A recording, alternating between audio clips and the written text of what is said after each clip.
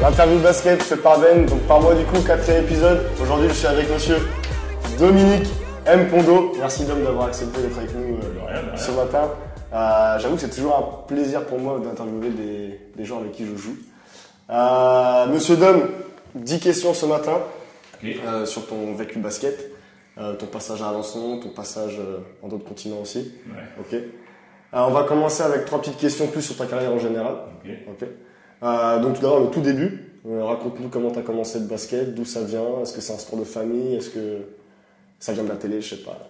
En fait mon père était coach de basket, donc à la maison il y a toujours eu des ballons de basket, j'ai grandi dans le basket, depuis que je suis né, mon père regardait des matchs de basket, donc on regardait avec lui, il allait à des matchs de basket, donc le basket était toujours là. Après en Afrique tout le monde joue au foot, donc mais bon, le basket, chez moi c'était le basket en tout cas. Le basket de famille, du Ouais.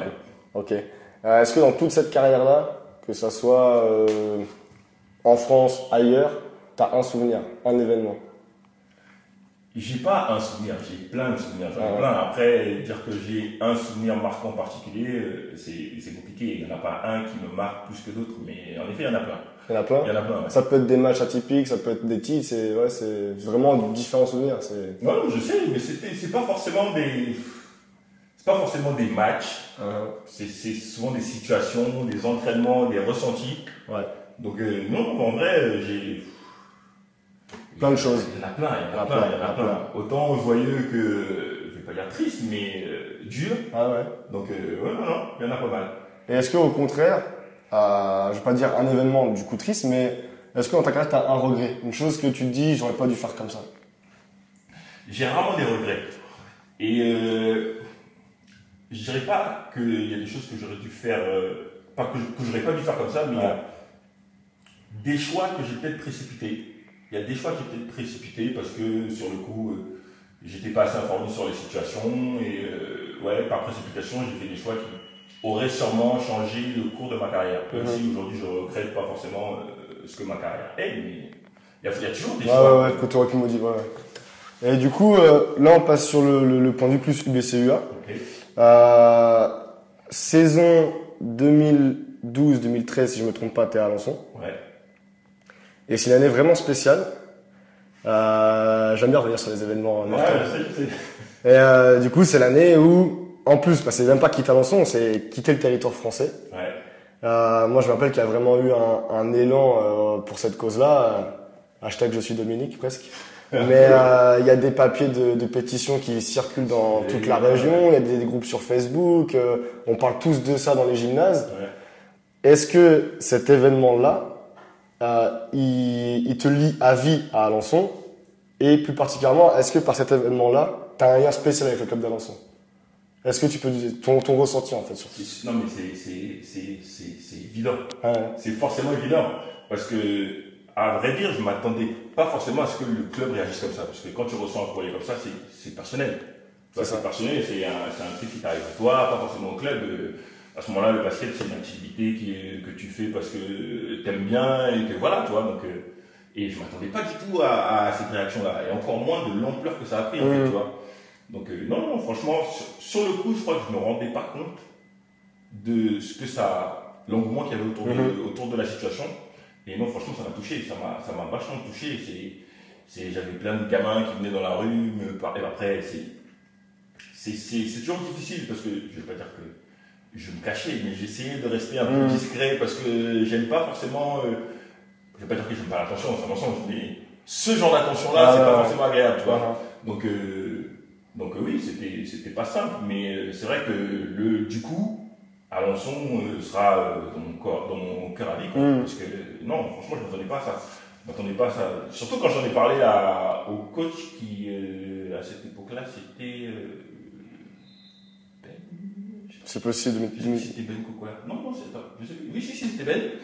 Et aux dirigeants, la première réaction, c'était ça, on va se bouger. Et je ne m'attendais pas du tout à ça, en fait. Moi, je leur ai annoncé que là, ça va être compliqué, je vais pas pouvoir jouer cette année. Et je ne m'attendais pas à ça. Donc, non, c'était une agréable surprise. Je ne m'attendais pas forcément à ce que ça marche. Et ça a marché. Et forcément, c'est clair. J'ai encore l'année d'après, j'avais plein de propositions pour aller jouer. J'ai toujours eu plein de propositions pour aller jouer ailleurs, mais c'est clair qu'un chose passe particulièrement dans mon cœur. Yes. C'est clair et net. Du coup, si on reste sur le point de vue Alençon, mais là, sur le point de vue basket, du coup, après le petit passage plus, on va dire, émotion. Mais l'an dernier, Alençon, du coup, finit 4e, meilleure défense du championnat, et t'es élu meilleur défenseur du championnat, si je me suis pas trompé. Est-ce que, en disant, voilà, Alençon, meilleure défense, d'un meilleur défenseur, est-ce que tu as atteint un objectif en accomplissant ce titre-là, on va dire? Qu'est-ce que, à la fin de saison, tu t'es dit quoi par rapport à cette saison-là qui vient de passer? Le titre de meilleur défenseur, c'était pas un objectif, je m'attendais pas forcément à ça. Ouais. Et bon, c'est peut-être le cas, mais j'ai tendance à dire comme le donne parce que bon, je suis un intérieur qui est dominant dans la région et que voilà. Mais j'ai pas l'impression d'être particulièrement le meilleur défenseur du championnat. Bon, bref. Mais par rapport à la saison, c'était une bonne saison, c'était une très bonne saison. On a fait une très bonne saison. Et ce que je dis à tout le monde, c'est que je pense qu'on aurait pu faire, et on le sait tous dans l'équipe, on aurait pu faire mieux. Et moi, ce que je dis, c'est que la raison pour laquelle on n'a pas fait mieux, c'est que je pense qu'en début de saison, on ne s'est pas dit qu'on pouvait faire mieux. Parce que l'année d'avant, je crois que le club se battait pour la relégation. Du coup, on se battait pour le maintien, c'est vrai. Avant que je revienne. Et, on avait le maintien 2-3 jours avant la fin. Tu vois. Et évidemment, c'est pas parce que Dominique Elfedo revient à Alençon que du coup Alençon devient un prétendant au titre, même si je pense que c'était le cas. Et je pense qu'on l'avait vu comme ça, on ne se l'est pas dit, ce qui fait qu'il y a certains matchs qu'on a joués, qu'on a perdu, et on s'est dit, bah, c'est pas grave, de toute façon, la saison se passe bien, on va gagner des matchs, c'est sûr. Mais je pense qu'on avait, j'étais peut-être le seul à l'avoir au fond de ma tête, mais je le disais pas, mais je pense que c'était pas l'objectif de jouer les premières places, alors qu'on pouvait clairement le faire. C'est un petit regret, mais la saison, c'était une super saison. Il n'y a rien à dire, on a passé des super moments avec des super gars. Donc, non, aucun regret. Du coup, forcément, j'enchaîne sur la saison qui va commencer là, qui a commencé. Première défaite contre Hérouville. La semaine dernière, on gagne à La Hague, un déplacement toujours périlleux. Après l'année passée, où, comme tu l'as dit, on se l'est pas dit, mais on aurait pu jouer un petit peu plus, un peu mieux. Nous, on a quand même fait une bonne saison. Comment tu perçois cette saison-là qui arrive là, qui a déjà commencé? Tu la vois dans la même lancée? Est-ce que tu sens qu'on va avoir peut-être une meilleure force à l'extérieur qui nous permettra de gagner un peu plus de matchs? Et est-ce que toi tu peux faire mieux du coup? C'est plutôt ça la question. T'es meilleur défenseur l'an dernier. Est-ce que là, toi, Dom, est-ce que Dominique Elfedo peut faire mieux encore? On peut toujours faire mieux. Oui, voilà ce que j'allais dire. On peut toujours faire mieux. C'est toujours l'objectif. Je pense que c'est l'objectif de tous les joueurs. Chaque saison, je dis, bon, faut que je fasse une occasion. L'objectif, c'est de progresser. Donc, j'espère faire mieux. Je pense que je peux faire mieux. Il y a certaines choses que je peux sûrement faire différemment qui feront que mon jeu sera mieux, le jeu de l'équipe sera meilleur, je veux dire. Mais par rapport à la saison, les objectifs, évidemment, les objectifs, c'est de faire mieux que la saison dernière.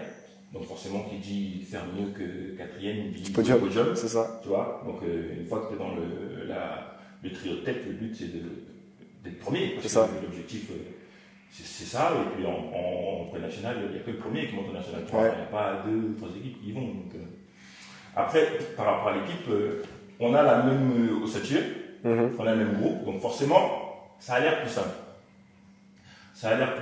Mais je pense que c'est pas forcément si simple que ça, parce que forcément, il y a des trucs qu'on veut améliorer, qu'on veut changer, et la période d'adaptation, de transition, ça peut être compliqué. Et surtout que là, on a 2-3 blessures, il y a Lucas qui est blessé, donc il sera pas là pendant un petit bout de temps. Moi, j'ai un petit bobo au genou qui fait que je suis pas à 100%, mais bon. Donc, à voir. L'objectif, c'est de faire mieux. On a les moyens de faire mieux. Je suis d'accord. Et je pense que la mentalité est là. Tout le monde veut faire mieux. Oui, je pense. Donc déjà, si tout le monde est dans la même optique, c'est un plus. Ok. C'est forcément un plus. Yes. Ma dernière question concernant le BCUA, il y a un petit lien avec la toute première concernant tout ce qui s'était passé durant cette année 2012-2013. Est-ce que tu te vois terminer à Alençon de basket? Parce que on sait que tu as été joué à droite, à gauche, tu as été joué dans d'autres clubs, que ce soit en Sarthe ou ailleurs. Est-ce que tu te vois aujourd'hui te dire ouais, je me vois bien rester là, ou est-ce que tu as encore envie de découvrir on a toujours envie de découvrir, forcément. Mais est-ce que tu pourrais te dire, c'est la question un peu plus professionnelle journaliste, ça. Oui, non, mais envie de découvrir, c'est pas... Je veux le scoop, moi. Je veux être le premier à avoir le scoop, si tu veux. Non, envie de découvrir, non. J'ai pas envie de découvrir dans le basket français, entre guillemets. J'ai plus grand chose à découvrir, tu vois. Finir ma carrière à Argenson, pourquoi pas. Mais je pense que mon objectif de carrière, l'objectif le plus à court terme que j'ai en tête, c'est surtout de voir Argenson national. de jouer national. Donc après, on va dire que je suis là pour ça. Ok. Donc on va voir. Finir ma carrière à Argenson, pourquoi pas. Je suis bien à Argenson. J'ai rencontré ma copine à Argenson, donc je suis bien à Argenson. La vie est là, ouais. Je suis très bien à Argenson. C'est la maison. Donc, Alençon la maison. Maintenant, je vais carrément passer de Alençon à un autre continent. Alençon à un autre continent. Ouais. On va quitter la France plutôt.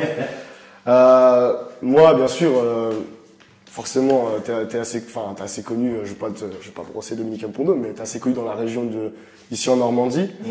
On parle de toi parce que tu joues à Alençon, parce que t'as fait l'All-Star Game de Prénat, parce que t'as joué à la Jatte, etc. Mais moi, avant toutes ces choses-là, il y a quand même un truc qui marque, mais que j'ai envie de découvrir de ta vie à toi. Ouais. C'est ce passage aux États-Unis, où quand je vais sur le compte Instagram, il y a une petite bague qui apparaît. Enfin, je veux que tu m'expliques ce passage, parce qu'au final, moi, je t'ai jamais entendu en discuter. Forcément, je t'ai jamais non plus posé la question. J'en profite parce qu'il y a la caméra qui est là. Ouais. Mais moi, je veux savoir comment ça s'est passé au stade, comment t'es arrivé là-bas, quelle équipe tu jouais, ce titre, à quoi il correspond. Ouais. Tu m'avais quand même dit que t'avais déjà joué contre des joueurs qui aujourd'hui sont sur les parquets NBA, si je me trompe pas, genre des Rosanne. Moi, ça c'est une histoire à raconter, je veux savoir. C'est long, mais bon, on va essayer de faire bref. On va dire que je suis arrivé aux États-Unis, c'est un coup de chance, clairement, parce que j'étais pas destiné à être. Non, clairement, j'étais pas destiné à y aller. Allez, à cette époque-là, je jouais pas, on va dire que le basket, clairement, j'ai commencé à jouer au basket sérieusement très tard. Donc, on va dire que c'est des connaissances de mecs qui connaissent des mecs aux États-Unis qui font que j'arrive là-bas. Foncièrement, j'arrive là-bas parce que je sais jouer au basket, entre guillemets, et je fais 2 mètres, tu vois. Donc, moi, j'arrive et clairement, j'ai aucune idée de comment ça va se passer, qu'est-ce qui va se passer. Je sais vite fait où je vais arriver, mais j'ai aucune idée de ce à quoi ça ressemble, tu vois. Donc j'arrive, Junior College, c'est un niveau en dessous c'est pas un niveau en dessous, c'est l'université, mais c'est pas, je sais pas comment te décrire ça. C'est un niveau en dessous des universités. Okay. Donc Junior College.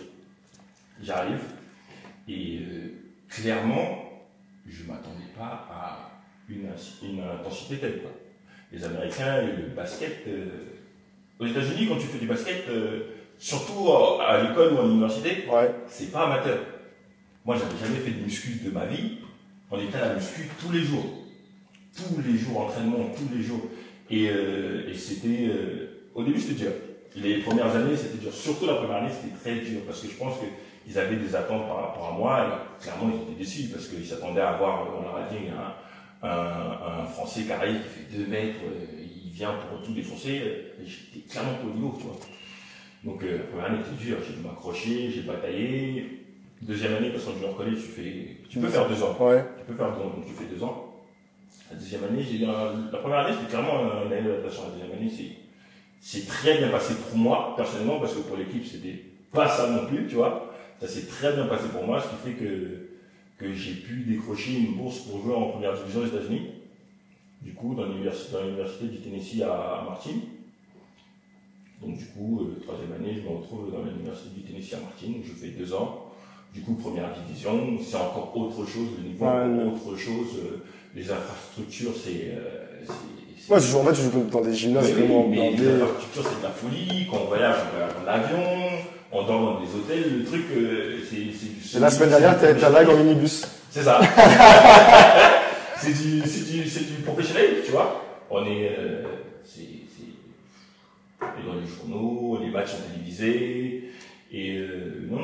franchement, c'est une super expérience hein, pour tout sportif qui fait du basket et qui a l'opportunité d'aller aux États-Unis. Franchement, faut pas hésiter. Il y a ce petit bijou là autour de. Ah oui.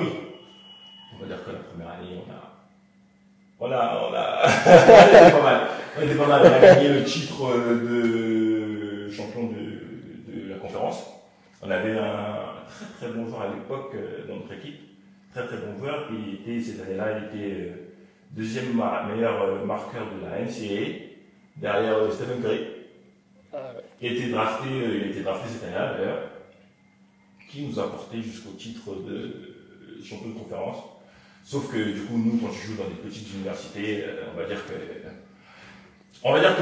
nous, c'était la Ligue 1. Yes. Et le tournoi NCAA, c'est la Champions League. Sauf que pour nous, pour jouer la Champions League, une fois que tu as gagné la Ligue 1, il faut que tu passes les barrages. Et donc, on a craqué au barrage. Ce qui fait que la NCAA, le tournoi NCAA, le gros tournoi NCAA que tout le monde connaît, je l'ai jamais fait. Mon plus grand regret, c'était ça, de l'avoir jamais fait. Mais non, c'était une expérience extraordinaire. Comme tu dis, j'ai joué contre des mecs qui aujourd'hui jouent à NBA, en Euroleague, ou c'était. Du coup, t'as rencontré des joueurs qui aujourd'hui connaissent le plus haut niveau basket. Oui, ah oui. Et d'ailleurs, est-ce que dans ce plus haut niveau basket là, il y a un joueur qui t'inspire ou par exemple cette année, t'as le numéro 50, peut-être lié à Robinson l'amiral, je sais pas. Ou alors t'as d'autres joueurs qui te. Franchement, on va dire que comme tous les fans de basket, tu regardes le basket actuel, LeBron James, Stephen Curry, t'aimes bien, mais le joueur qui moi m'inspire et Hakeem Olajuwon, franchement, moi je le mets au-dessus de Jordan parce que j'ai jamais vu. On comprend la scène ici. Non mais clairement. J'ai jamais vu plus technique, j'ai jamais vu plus à l'aise, il faisait tout. Pour un intérieur, déjà, il courait comme un ailier, il driblait comme un ailier. À cette époque-là, c'était rare. Aujourd'hui, on le voit de plus en plus, tu vois. Mais il pouvait tout faire, le mec. Et je trouve que c'est dommage parce qu'il n'y a pas assez de vidéos sur lui sur Internet. C'est dommage. Faut que tu partages, faut que tu lâches les liens, partage. Bah justement, moi je cherche les liens. Donc si vous avez des liens. Mais non, Hakeem.